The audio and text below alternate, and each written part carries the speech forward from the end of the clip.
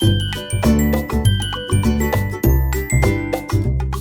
Friends, welcome back to my channel. புதுசாக பார்க்குறவங்க இருக்காங்க, சப்ஸ்கிரைப் பண்ணியிருக்காங்க. ஸோ இன்றைக்கி ஆஸ் யூஷுவல் நான் சொன்ன மாதிரி தான் ஒரு ஈவினிங் 5 o'clock போல் கிளம்பிட்டோம். ஸோ கிளம்பி ஒரு 10 நிமிஷத்தில் பார்த்திங்கன்னா பயங்கர மழைங்க.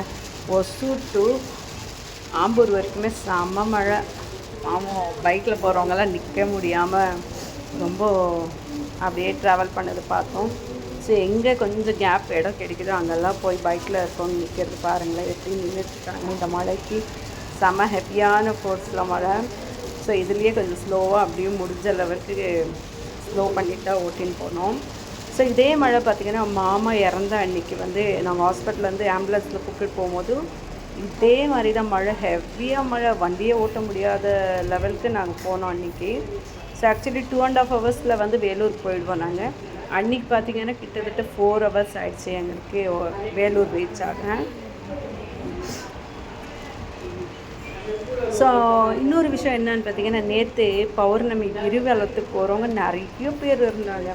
கிருஷ்ணகிரி ரீச் ஆக பார்த்திங்கன்னா நிறைய க்ரௌடு. என்ன அப்படின்ட்டு ரீசன் தெரியாமல் இருந்துச்சு. அப்புறமா தான் பௌர்ணமி கிரிவலம் மலை சுற்றுறதுக்காக அவ்வளோ க்ரௌடாக இருந்தது. ஸோ இது கிருஷ்ணகிரி மலை.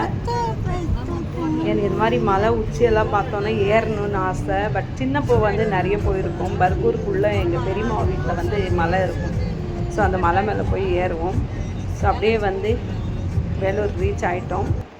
ஸோ நைட்டு எங்களோட டின்னர் முடிச்சுட்டு நிறைய சாப்பாடு, குழம்பு, கார குழம்பு அப்படின்னு அண்ட் வெஜ் ரைஸ் இதெல்லாம் இருந்தது. ஏன் வேஸ்ட் பண்ணுவோன்னு கண்டெய்னர் பாக்ஸில் போட்டு அப்படியே வேலூர் பஸ் ஸ்டாண்டுக்கு எடுத்துகிட்டு வந்துட்டோம். இங்கே நிறைய பேர் இருந்தாங்க. கிட்டத்தட்ட நாங்கள் கொடுக்கும்போது டைம் பார்த்திங்கன்னா 10:30. ஸோ 10:30க்கே அத்தனை பேர் படுத்துருந்தாங்க. சில பேர் கேட்டு வேணும்னு வாங்கி சாப்பிட்டாங்க. ஸோ ஒரு 50 to 60 சாப்பாடு அப்படியே இருந்தது. சரி, ஏன் வேஸ்ட் பண்ணணும், மீதி ஆயிடுச்சுன்னா மோஸ்ட் ஆஃப் நாங்கள் சாப்பாடு இது மாதிரி கொடுத்துருவோம். அண்ட் பாட்டில் இல்லாமல் இருந்துச்சு, தண்ணி பாட்டில் வாங்கி கொடுத்து அவங்களுக்கு கொடுத்தாச்சு. அண்ட் காலையில் இன்றைக்கி பார்த்திங்கன்னா சித்தப்பா வீட்டில் தான் பிரேக்ஃபாஸ்ட் படிக்கிற அப்படின்னு எடுத்துகிட்டு வந்தாங்க. அண்ட் ஆஃப்டர்நூன் பார்த்திங்கன்னா நாத்தனார் அடியால் போடுற அப்படின்னு சொல்லி அவங்க இது பண்ணியிருக்காங்க. ஸோ இது சித்தப்பா வீட்டு படையல்.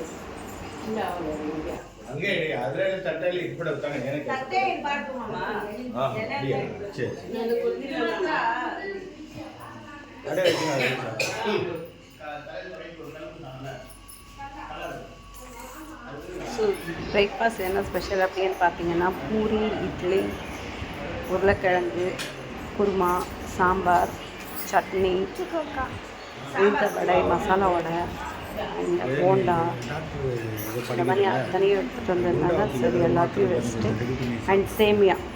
ஸோ எல்லாத்தையும் வச்சுட்டு நம்ம பூஜை போட்டுற வேண்டாம்.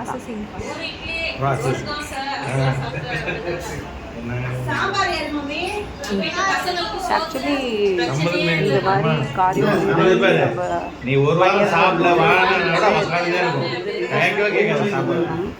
ஸோ நார்மலாக நம்ம சாப்பிட்ட மாதிரி போடக்கூடாது. அண்ட் இலையை தெளித்து தண்ணியெல்லாம் தெளித்து நம்ம சாப்பிடுவோம், அந்த மாதிரியும் போடக்கூடாது. உள்டாவில் இலையை வச்சுட்டு போடணும். அண்டு இங்கே பார்த்திங்கன்னா அந்த ஸோ மாமா இறந்து ஒரு 3ஆவது நாள் 8ஆம் துக்கு அப்படின்னு சொல்லுவோம். அந்த 3ஆவது நாளில் பார்த்திங்கன்னா நவதானிய பயிர் போட்டு அதை வளர்க்கணும் அப்படின்னு சொல்லுவாங்க. அது எதுக்காக அப்படின்னு பார்த்திங்கன்னா, ஸோ இவங்களுக்கு ஆயில் இன்னமும் இருக்கா இல்லை ஆயில் முடிஞ்சு தான் போயிருக்காங்க அப்படின்ட்டு இதை வச்சு தான் கண்டுபிடிப்பாங்க அப்படின்ட்டு ஒரு ஐதீகம். ஸோ அந்த மாதிரி நம்மளுமே இங்கே பார்த்திங்கன்னா நவதானியம் போட்டு நல்லாவே பில்லெல்லாம் நல்லா அதுக்கு மேலே ஒரு சொம்பு ஃபுல்லாகவே தண்ணி வைக்கணும். அந்த தண்ணி தான் இப்போதைக்கு அவர் குடிப்பார். காரியம் பண்ணுற அன்றைக்கி தான் நம்ம படைக்கிறது எல்லாமே கொண்டு போவார் அப்படின்னு சொல்லுவாங்க. அது எனக்கு ப்ராப்பராக கரெக்டாக தெரியல. உங்களுக்கு எதனா தெரிஞ்சால் நீங்களும் கமெண்ட் பண்ணுங்கள். அண்ட் அதே மாதிரி நம்ம கற்பூரம் ஏற்றும் போது நம்ம யாரும் ஏற்றக்கூடாது, யார் கொல்லி போட்டாலும் அவங்க தான் ஏற்றணும். ஸோ மாமாவுக்கு கொல்லி போட்டது கடைசி பண்ணிடணும். அதே மாதிரி மண்ணியும் அடிக்கக்கூடாதுன்னு சொல்லுவாங்க. காரிய தண்ணிக்கு அடிக்கலாம், இப்போது வரைக்கும் அடிக்கக்கூடாதுன்ட்டு. ஸோ வெறும் கற்பூரம் ஏற்றி கற்பூரம் தொட்டு குப்புற மாதிரி தான் இப்போ அந்த ப்ராசஸ் இருக்கும். ஸோ நெஞ்சு கூட பார்க்காத ஒரு மரணம். ஸோ எத்தனையோ வருஷம் கிட்டத்தட்ட ஒரு 10 வருஷமாக அவர் வந்து கொஞ்சம் சிக்கில் இருக்கார். அதுலேருந்து மீண்டும் மீண்டும் கொண்டு வந்துட்டோம். பட் இதுதான் ஃபைனல் ஸ்டேஜ். அதனால் நம்மளாலையும் கொண்டு வர முடியல, அவர்னாலையுமே சப்போர்ட் பண்ணி பேலன்ஸ் பண்ண முடியாமல் போயிடுச்சு. ஸோ இவர் தான் சித்தப்பா.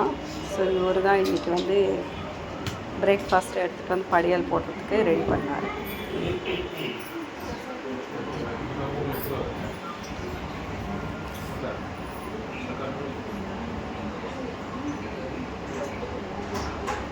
வா தினா கற்பூரம் ஒன்று போடுங்க. ஆறு இருக்கா போடா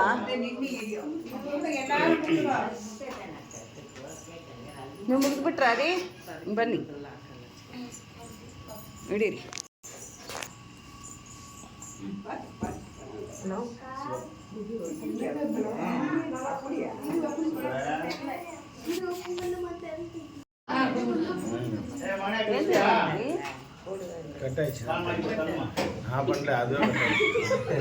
ಏನಾದ್ರು ಒಂದು ಹೇಳಿ ಕೊಟ್ರೆ ಇದು ಮಾಡ್ತೀರಾ ರೀ?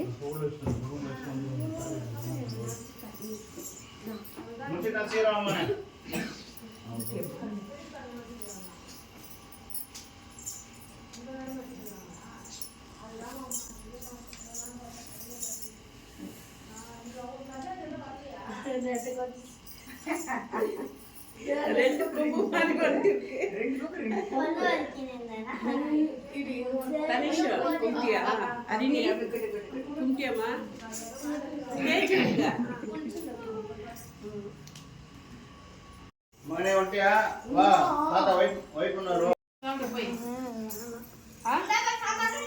புரியல.